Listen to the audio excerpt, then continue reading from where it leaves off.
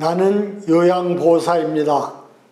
6411의 목소리 프로젝트 중 김문희 요양보호사의 글을 소개합니다. 안녕하세요. 웰라잉 뉴스 브리핑 원혜영입니다.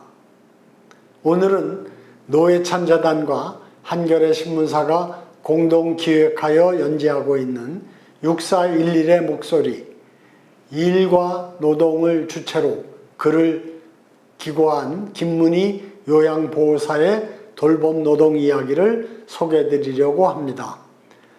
김문희 요양보호사는 20년간 자영업을 하다가 21년 요양보호사 자격증을 따고 22년부터 요양원과 재가복지센터의 요양보호사로 일하면서 요양보호사의 노동환경이 사명감과 자부심으로 버티기에는 너무 어려우며 6개월이 지나면서 몸에 오는 이상신호로 어려움을 경험하기 시작했다고 이야기를 하고 있습니다. 그녀의 첫 직장은 요양원이었는데 장기 요양 1, 4등급의 어르신들의 건강 상태는 가벼운 치매 증상부터 거동이 불편해 누워만 있는 환자들이었으며 그녀가 주간 이틀, 야간 이틀, 휴무 이렇게 3교대로 한 달 꼬박이라고 손에 쥐는 급여가 최저시급의 주휴수당을 더하면 170만 원으로 사회에서 보는 돌봄 노동의 가치는 최저 수준이라고 했습니다. 일 가운데 장르주머니 교체가 가장 힘들었는데 인공항문에 부착하는 배변 주머니를 교체하는 일은 간호사나 간호조무사가 해야 하는 일이지만 의학적 지식이나 경험 없이 시간 배정에 의해 어쩔 수 없이 해야만 하는 경우 무거운 책임을 느꼈다고 했습니다.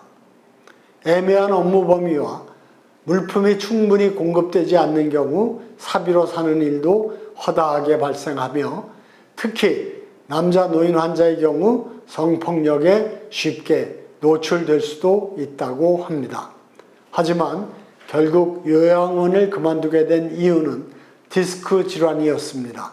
수없이 환자들을 침대에 눕히기를 반복하면서 걸리게 되는 직업병이었습니다. 잠시 쉬다가 다시 시작한 직장은 재가 방문 요양센터로 하루 3, 4시간 돌봄이 필요한 어르신 집으로 방문하는 일인데 요양원보다는 수월하다고 하였지만 어르신과 보호자는 요양보호사를 전문 돌봄 인력이 아닌 가사도우미 또는 돈을 주고 부리는 사람 그 이하도 이상도 아닌 일을 하는 사람으로 여겼다고 했습니다.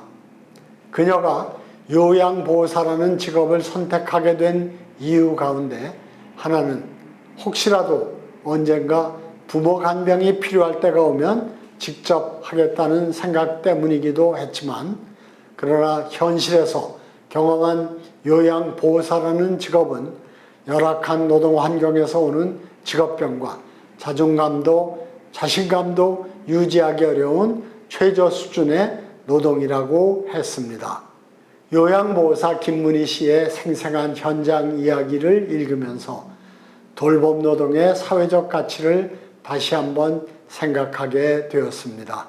한 달 꼬박 일하고 최저시급 172만 원이라는 경제적 대가도 그렇지만 전문 돌봄 인력이 아닌 돈을 주고 부리는 사람으로 취급되는 돌봄 노동자에 대한 가치도 우리 모두의 민낯이기 때문입니다. 열악한 노동 환경에서 오는 직업병인 디스크 질환과 자존감도 버려야 하는 김문희 요양보호사의 생생한 돌봄 노동의 현실 속에서 앞으로 1000만 노인의 돌봄 비용을 꼼꼼하게 따져보아야 할 때인 것 같습니다.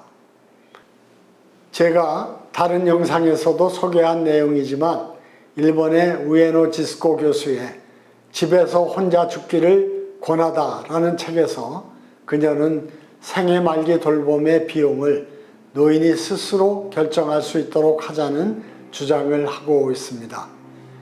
병원에서 불필요한 검사와 연명의료에 드는 비용을 절약하여 오히려 집에서 편안하게 돌봄을 받으면서 쓸 수 있도록 개호보험 보장을 확대해 달라고 하고 있는데, 노인이 질 높은 돌봄을 원하는 곳에서 받을 수 있는 방안을 논의하는 과정에서 돌봄 노동자인 요양보호사는 서비스의 중심이라고 생각합니다. 제가 웰다잉을 실천하는 방법을 소개하면서 5가지 결정을 여러분에게 알리고 있고 권유하고 있지만, 과연 내가 결정하면 그 결정대로 가능하게 해줄 수 있는 제도와 정책은 있는지, 그리고 사회적 서비스를 구축하려면 무엇보다 어디에서부터 시작해야 하는지 논의하고 고민하는 과정에 꼭 살펴보아야 할 소중한 돌봄 노동 경험 이야기였습니다. 웰다잉 뉴스 브리핑 원혜영의 생각이었습니다.